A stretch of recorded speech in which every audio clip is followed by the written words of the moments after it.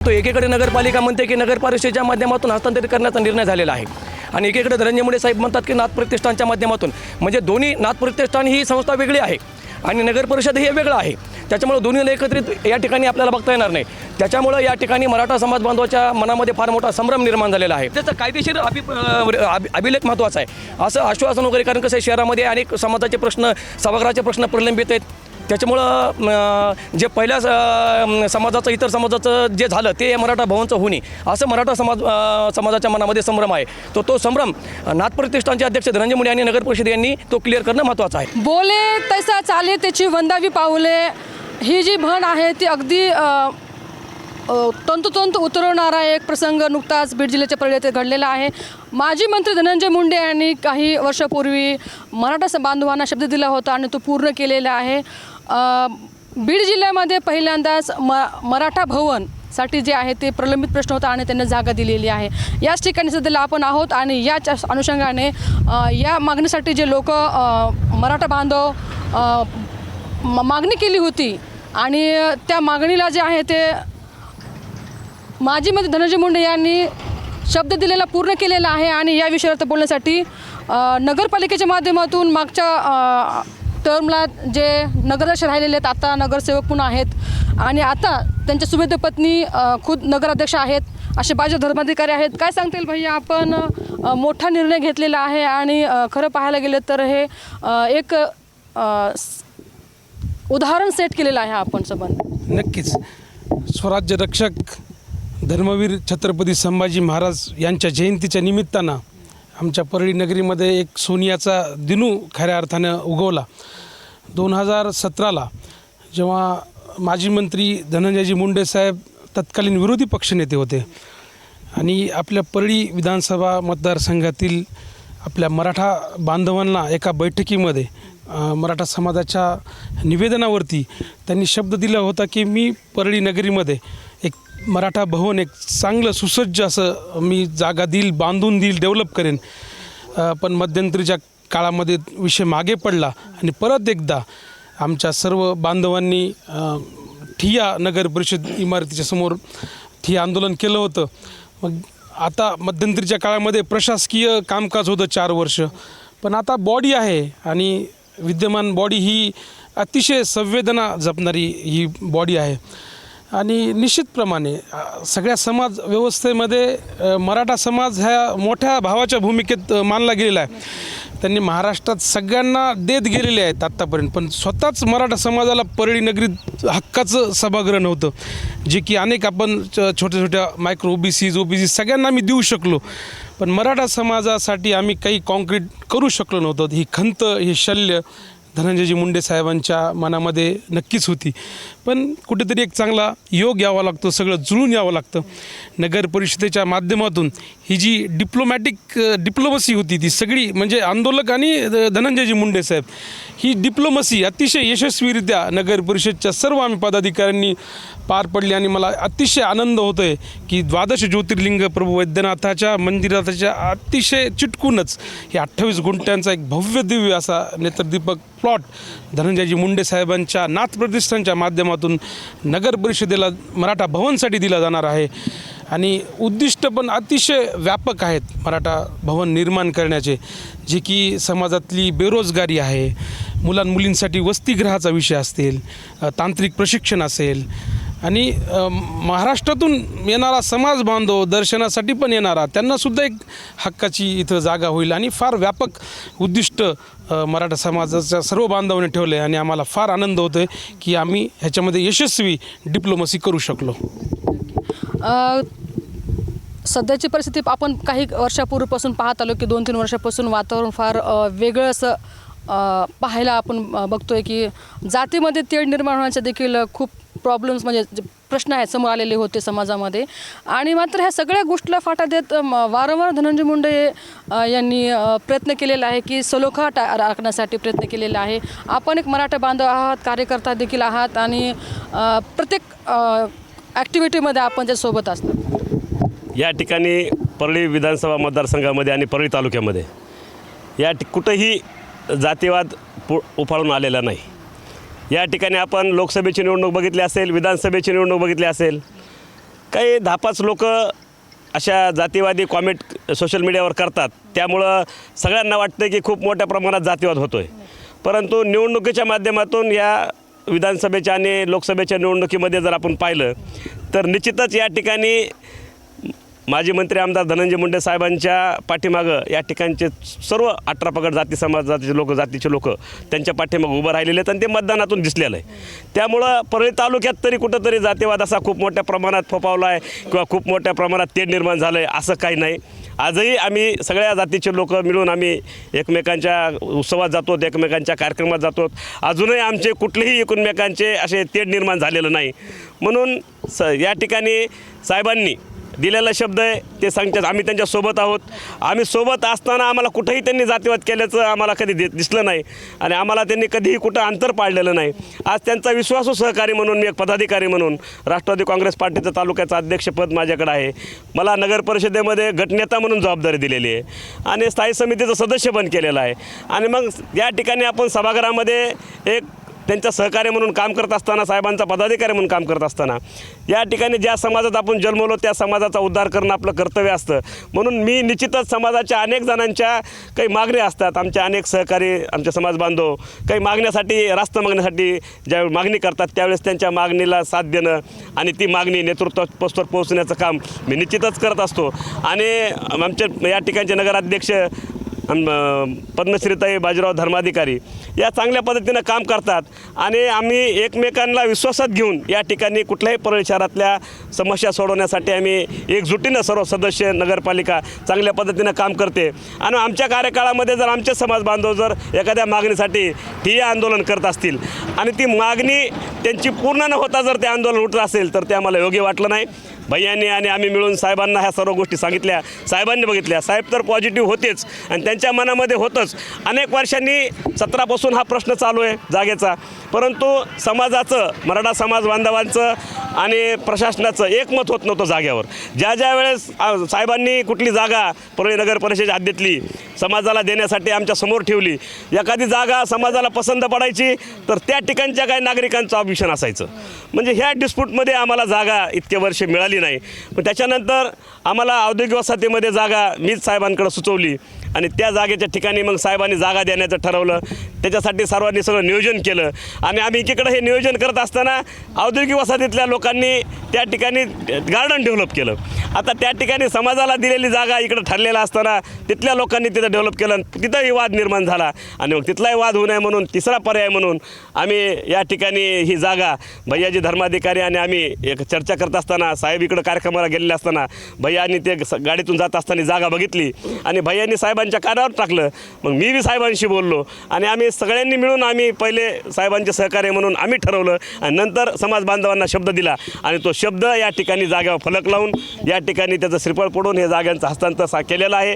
आणि लवकरच या ठिकाणी साहेबांच्या नाथ प्रतिष्ठानच्या माध्यमातून ह्या जागेचा या ठिकाणी जे काही डेव्हलप करण्याचा कार्यक्रम आहे ते होणार आहे. साहेबांनी कालही पत्रकार बांधवांना सांगितलं, कालही मिटिंग घेऊन सांगितलं की या ठिकाणी लवकरात लवकर 1.5 ते 2 वर्षामध्ये या ठिकाणी जी काही कल्पना केलेली मराठा समाज बांधवांनी त्या कल्पनेला साजेस या ठिकाणी मराठा समाजाच्या सामान्य माणसाला न्याय देणारं हे व्यासपीठ असणार आहे. वैद्यनाथाच्या मंदिराच्या पायथ्याशी असणार आहे आणि म्हणून या ठिकाणी विद्या मंदिर होणार आहे. आणि म्हणून मराठा समाजाला हा सुशिक्षित करण्यासाठी, मराठा समाजातल्या तरुणांना उद्योगधंद्याकडे वळवण्यासाठी, मराठा समाजातल्या काही मागासलेपणा घालवण्यासाठी या ठिकाणी निश्चितच या सभागृहाच्या माध्यमातून एक चांगला समाज, एक जागृत, एक सुसंस्कृत समाज या ठिकाणातून घडण्यासाठी या ठिकाणी पायाभरणी होणार आहे. या ज्ञान मंदिराच्या माध्यमातून समाजाला न्याय देण्याचं या ठिकाणी काम होणार आहे. आणि निश्चितच येणाऱ्या काळामध्ये कुठलाही जातीय तेढ अशा माध्यमातून जर सर्व 18 पगड जातीला सोबत घेऊन जाणारं या ठिकाणचं नेतृत्व काम करतं आहे. त्याच्यामुळं परळी तालुक्यामध्ये कुठलाही जातीय वाद होणार नाही, कुठलाही जातीय तेढ निर्माण होणार नाही, यासाठी आम्ही सर्व मिळून या ठिकाणी काम करतोय, करत राहू. आणि निश्चितच जे काही गालबोट काही लावण्याचा प्रयत्न काही लोक करतायत त्यांना आम्ही या ठिकाणी हाणून पाडू. वैद्यनाथाची पवित्र नगरी आहे. या पवित्र नगरीमध्ये आम्ही सगळे वैद्यनाथांचे लेकरं आहोत आणि इथं आम्हाला कुठलाही जातीवाद करायचं नाही. सर्व समाज बांधवांना सोबत घेऊन येणाऱ्या काळामध्ये आम्हाला चालायचं आहे आणि परळीचं पावित्र्य सांभाळायचं आहे. आपण या मागणीसाठी ठिय्या आंदोलन देखील केलेलं आहे आणि या ठिय्या आंदोलनाच्या मागणीला तात्काळ जे आहे ते छत्रपती संभाजी महाराजांच्या जयंतीच्या औचित्यानुसार ते हस्तांतर देखील केलं होतं. कसं वाटलं सगळ्या त्याच्या भावना काय? अगदी बरोबर. छत्रपती संभाजी महाराजांच्या जयंतीच्या दिनी हा जो ऐतिहासिक निर्णय झाला आणि मराठा भवन देण्याचं माजी मंत्री तथा आमदार धनंजयजी मुंडे साहेब आणि नगरपालिका सभागृहामध्ये नगराध्यक्ष आणि सर्व गटनेते आणि सर्व नगरसेवक यांचेही आम्ही समाजाच्या वतीनं शतशः ऋणी आहे, त्यांचे आभार व्यक्त करतो. समाजकारण आणि राजकारण हा खूप विरुद्ध टोकाच्या बाजू असतात. राजकारण हे फक्त निवडणुकीपुरतं असतं आणि नंतर जे डेव्हलपमेंट असतं त्याच्यामध्ये सर्व नागरिकांनी, सर्व जाती धर्माच्या सर्वांनी एकत्र येऊनच डेव्हलपमेंट होतं. त्याचंच हे एक प्रतीक म्हणायला लागेल. कारण मराठा भवनसाठी नगरपालिका सभागृहामध्ये फक्त मराठा समाजानेच तिथं प्रयत्न केले असं नाही, सर्व समाजाचे नगरसेवक, नगराध्यक्ष, गटनेते या सर्वांनी प्रयत्न केले. म्हणून हे आपल्याला इथं बोर्ड दिसतो आहे. आणि या मराठा भवनची संकल्पना 2023 रोजी 2023मध्ये ज्यावेळेस इंडस्ट्रियल एरियातलं जागा द्यायचं ठरलं त्यावेळेस आम्ही एक समाजाच्या वतीनं 7 सूत्री कार्यक्रम त्या ठिकाणी आखलेला आहे. आणि तोच 7 सूत्री कार्यक्रम या इथून आपल्याला डेव्हलप करायचा आहे, पुढे न्यायचा आहे. आणि परळीतलं मराठा भवन हे एक महाराष्ट्रामध्ये नक्कीच गौरवल्या जाईल. आत्ताच सोळंके साहेबांनी उल्लेख केला, भैयाजींनी उल्लेख केला की वैद्यनाथ मंदिराच्या बाजूला हे एक मंदिर, तर हे एक नक्कीच ज्ञान मंदिर असेल, हे मी समाजाच्या वतीनं सांगू इच्छितो.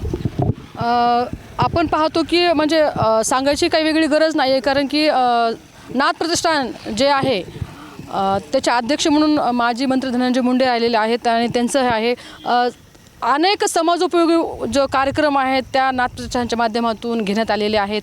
आणि खूप असे की त्याचा आपण जेवढे आपण त्याच्याबद्दल जाणकारी घेऊ तेवढी आपल्याला त्याच्यातून प्रेरणा मिळतात असे आहे. याच माध्यमातून आता तुम्हाला मराठा भवनाला देखील जागा देण्यात आली. विषय माझ्या लक्षात नाही. बोल.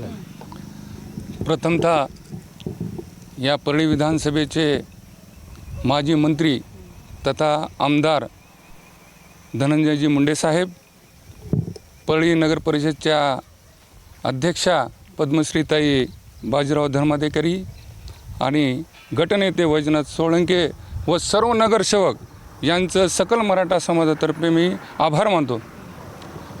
आम्ही 11 तारखेला नगर परिषदेसमोर ठिय्या आंदोलनासाठी बसलो होतो. त्यामध्ये सेवकरामजी जाधव साहेब, शिवाजी देशमुख आणि लुगडे महाराज आणि ॲडव्होकेट अर्जुन सोळंके, दिलीपराव माने, आम्ही सर्वजण व इतर सर्व सकल मराठा समाज व ठिय्या आंदोलनासाठी बसलो असता 4 दिवस बसल्यानंतर 14 तारखेला छत्रपती संभाजी महाराज यांच्या जयंतीनिमित्त माननीय धनंजयजी मुंडे साहेब व नगराध्यक्षा धर्माधिकारी यांनी आम्हाला तेथे उपोषणस्थळी येऊन वैजनाथरावजी सोळंके यांनी येऊन त्या आमचं उपोषण सोडवलं, आम्हाला जागा दाखविली. आम्हाला जागा पसंत पडल्यानंतर आम्ही होकार दिला आणि त्यांनी लागलीच त्याच दिवशी उपोषण उठल्यानंतर लागलीच 6 वाजता 3:30-4 वाजता उपोषणाचं पत्र दिलं आणि 6 वाजता आम्हाला हस्तांतरित जागा माननीय धनंजयजी मुंडे साहेब यांच्या हस्ते करण्यात आली. म्हणून आम्ही सर्व परळी तालुक्यातील सकल मराठा समाज धनंजयजी मुंडे साहेब यांचे ऋणी आहोत आणि त्यांनी दिल्याबद्दल त्यांचे जाहीर आभार. या ठिकाणी आणखी काही मराठा बांधव आहेत, त्यांच्याही प्रतिक्रिया घेणं अतिशय महत्त्वाचं असणार आहे. सामाजिक कार्यामध्ये धनंजय मुंडेंचं संबंध राज्यामध्ये नाव निघतं. त्यांनी अनेक असे मोठे मोठे उपक्रम केले आहेत, नाथ प्रतिष्ठानच्या माध्यमातून उपक्रम केले आहेत. त्याच्यामध्ये तुम्ही देखील वारंवार सहभागी आहात, तुम्ही बघताय सगळ्या गोष्टी आणि याच धर्तीवरती देखील आता हे मराठा भवन देखील त्याच माध्यमातून उभारण्यात आलेलं आहे. हा मॅसेज कसा आहे? जय जिजाऊ, जय शिवराय, जय शंभूराजे. खरं तर आपल्या परळी शहरामध्ये गेल्या अनेक वर्षापासून प्रलंबित असलेला मराठा भवनचा जो विषय होता तो काल छत्रपती संभाजी महाराज जयंतीच्या निमित्तानं म्हणजे ते प्रश्न मार्गी लागल्याचं या ठिकाणी दिसून आलं.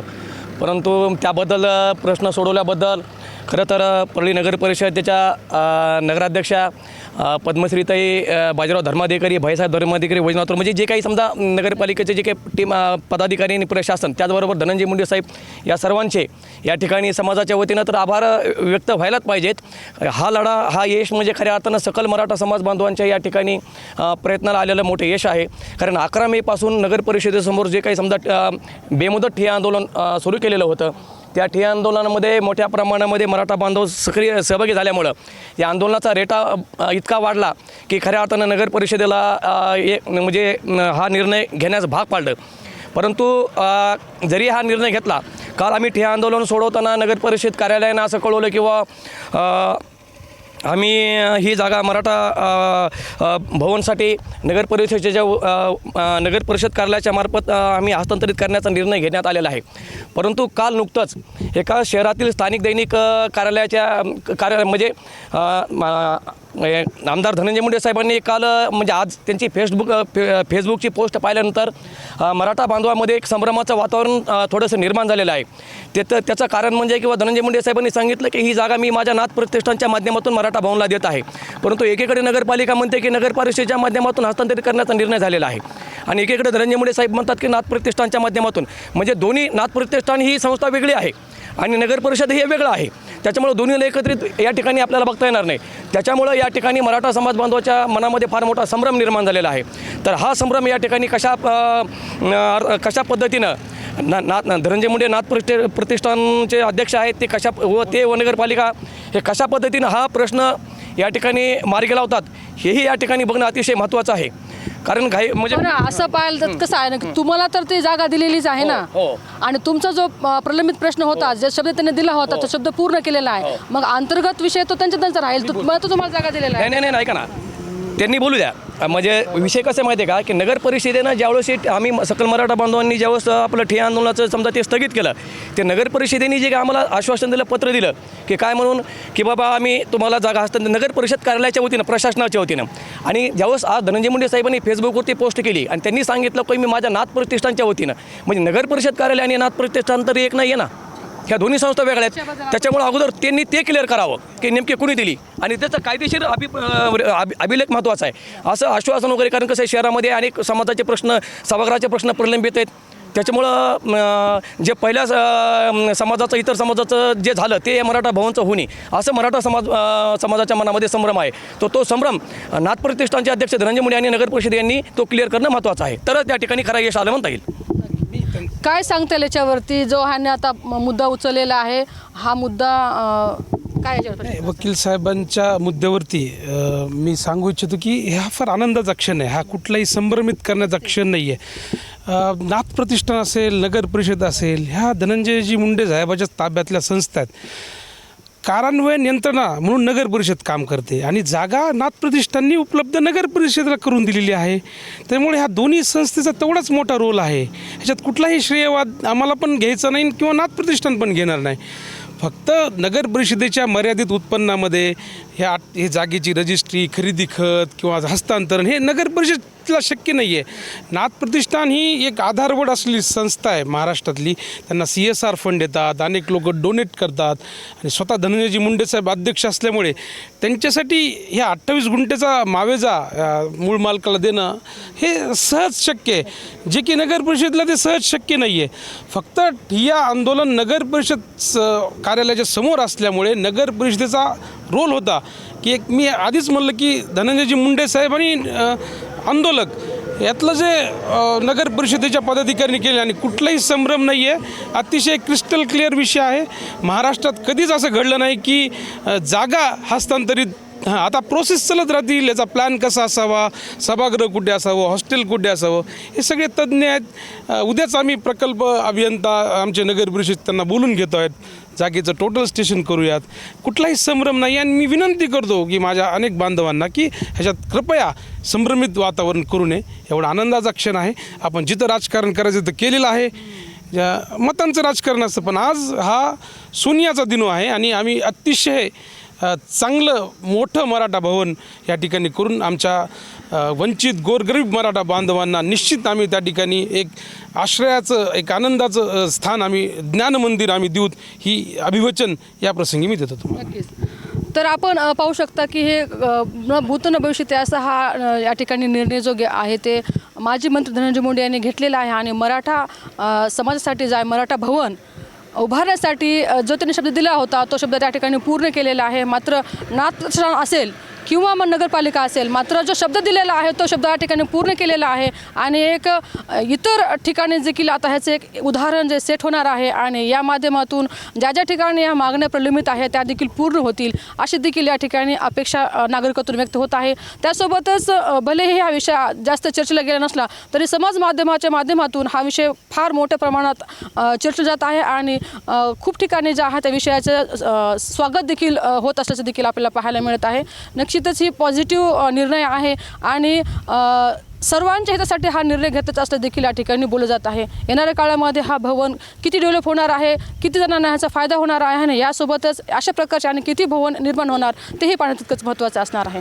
टाइम्स नाऊ मराठीसाठी सुकेश नाईकवाडे, छत्रपती बीड. शिवाजी महाराज.